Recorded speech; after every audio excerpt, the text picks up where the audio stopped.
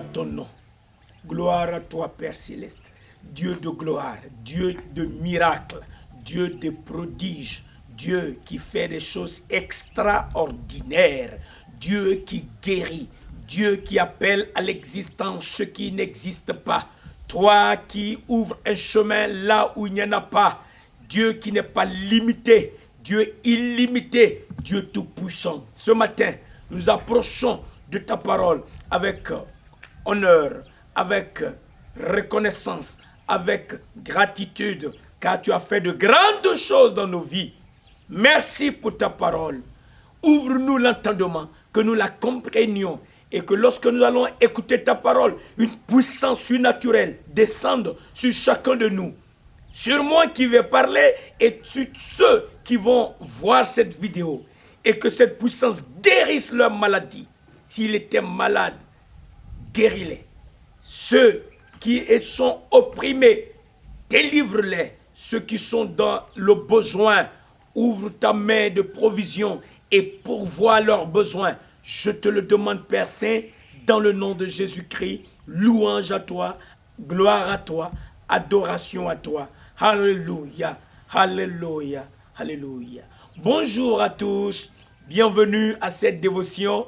Quel privilège, quelle merveille d'être toujours avec les regards plongés dans la loi parfaite de Dieu. L'évangile, c'est la loi parfaite de l'Éternel. La parole de Dieu qui est puissante, qui est efficace, va agir en toi aujourd'hui. Sache qu'en lisant cette parole, je projette dans ton esprit la puissance de Dieu. Parce que la parole de Dieu, elle est puissante, elle est vivante, elle est efficace, elle est esprit, elle est vie, elle est puissante, plus tranchante qu'une épée à double tranchant.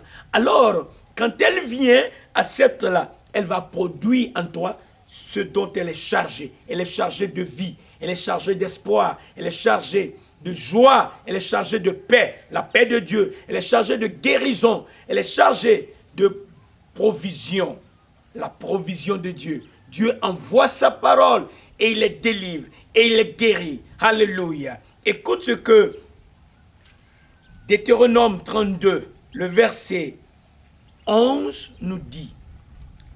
Quand je pense à cela, je pense au Dieu Tout-Puissant. Tu sais, Dieu a été fidèle.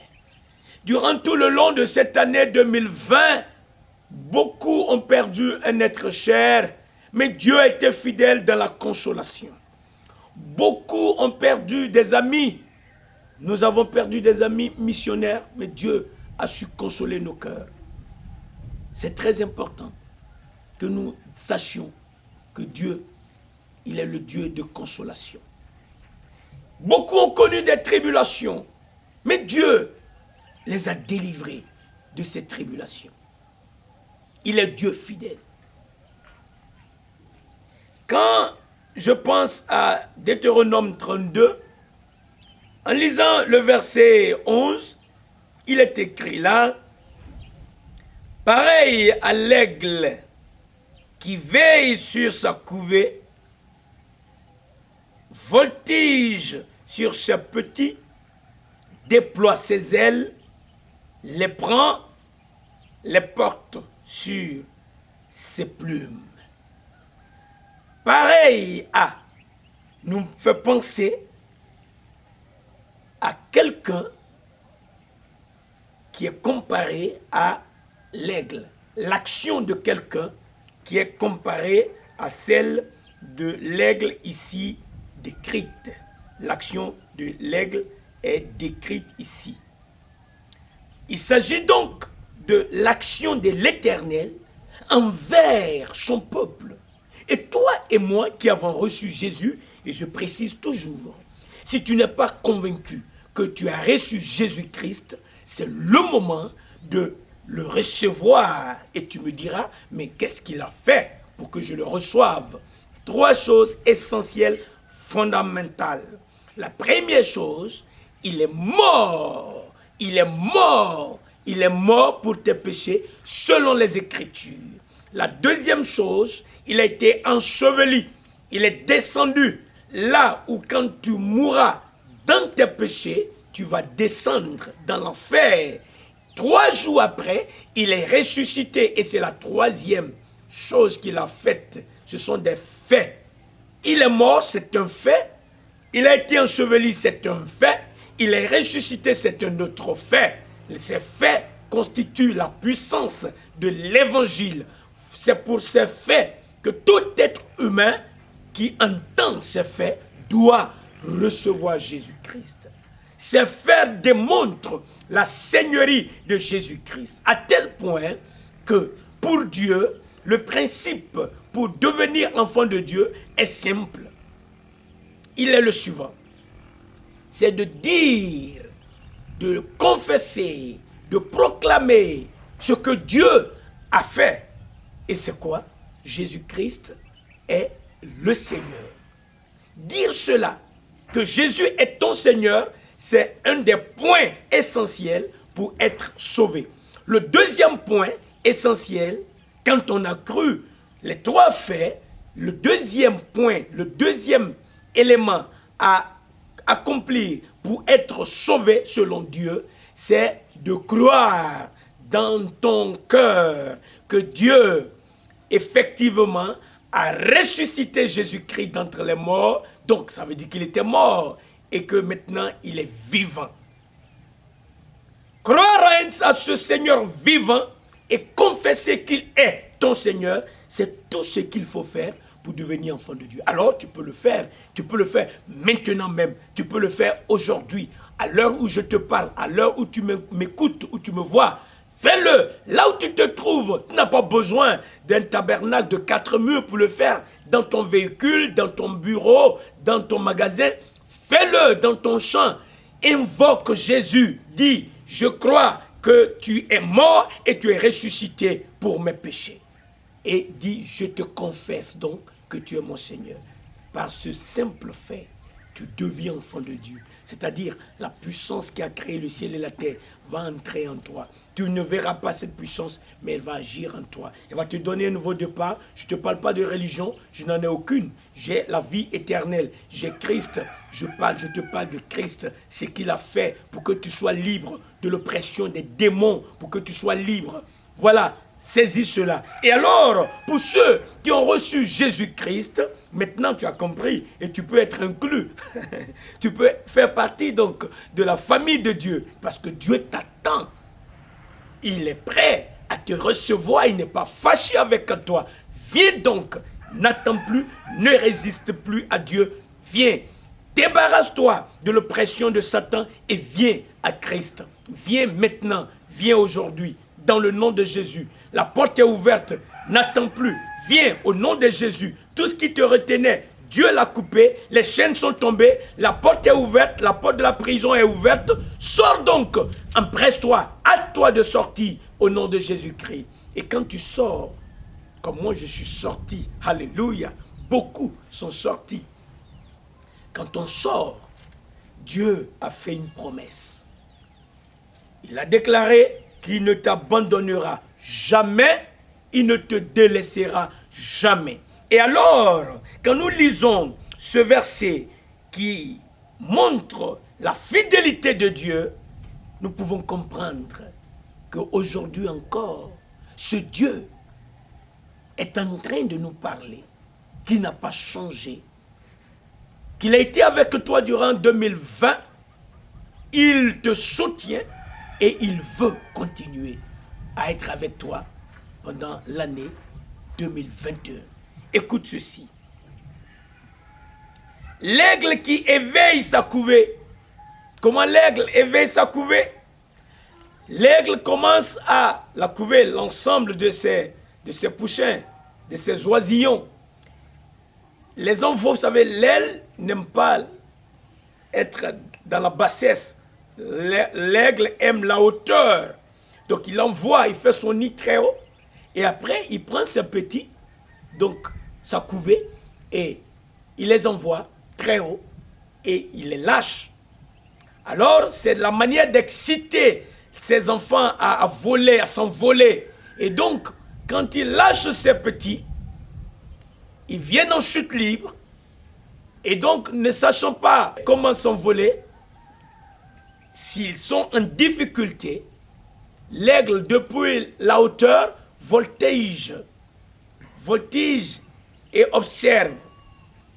Et quand il voit l'un de ses oisillons en difficulté, d'un seul coup de vol, il les atteint et il vient, il déploie ses ailes et alors il les soutient, il les prend, dit la Bible, les porte sur ses plumes.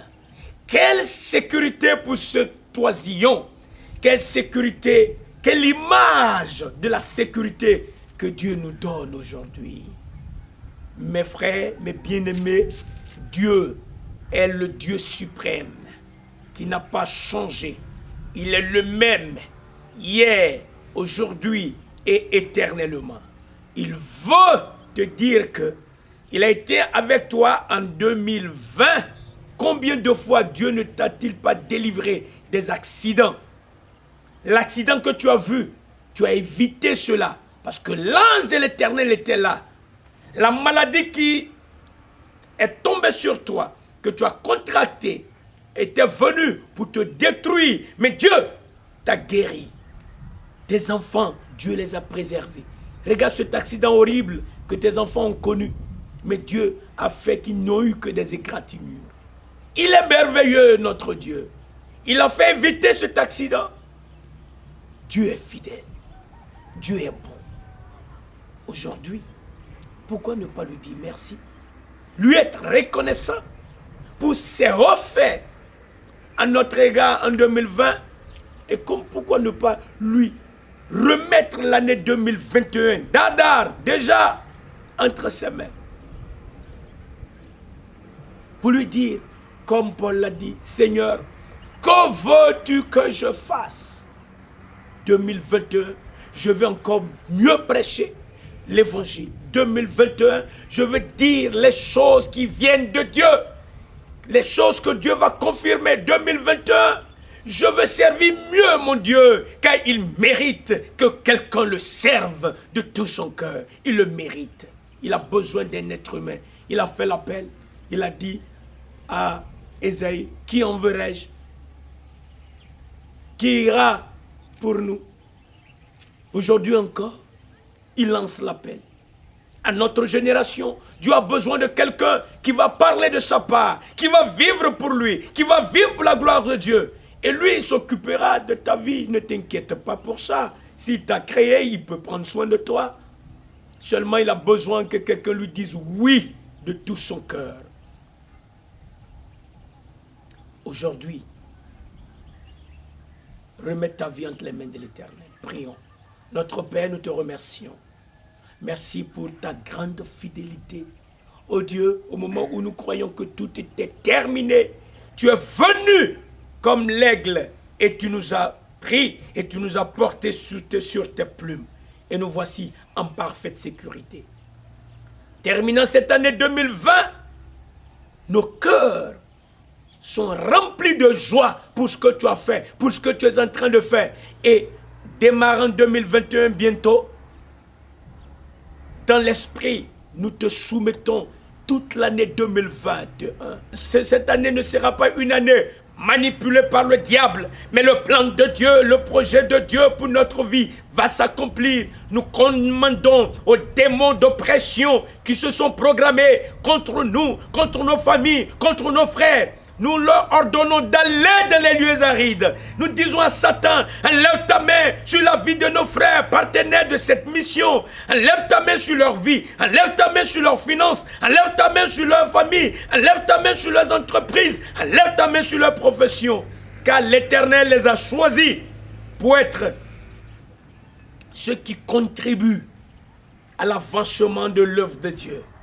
Ces personnes prient pour la mission. Ces personnes donnent de leur offrande.